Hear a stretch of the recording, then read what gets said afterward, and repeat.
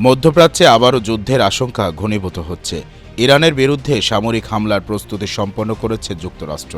এমন তথ্য আন্তর্জাতিক গণমাধ্যমে প্রকাশের পর বিশ্বজুড়ে উদ্বেগ বেড়েছে।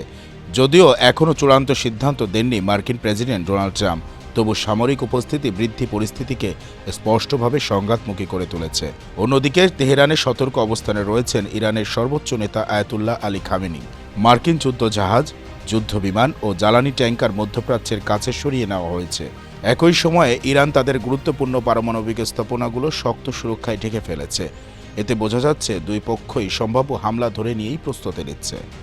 জেনেভায় দীর্ঘ আলোচনা হলেও কোনো সমঝোতা না হওয়ায় কূটনৈতিক পথ প্রায় অচল হয়ে পড়েছে। তবে এই সংঘাত শুধু দুই দেশের মধ্যেই সীমাবদ্ধ থাকবে না। তেলবাজার, উপসাগরীয় অঞ্চল, এমনকি বৈশ্বিক রাজনীতিতেও বড় প্রভাব পড়তে পারে। রমজান মাসে হামলা হলে মুসলিম বিশ্বে তীব্র প্রতিক্রিয়া সৃষ্টি হওয়ার আশঙ্কা রয়েছে। এই মুহূর্তে পরিস্থিতি এক ধরনের চাপের কৌশল, যেখানে যুদ্ধের হুমকি দিয়ে সমঝোতা আদায়ের চেষ্টা চলছে।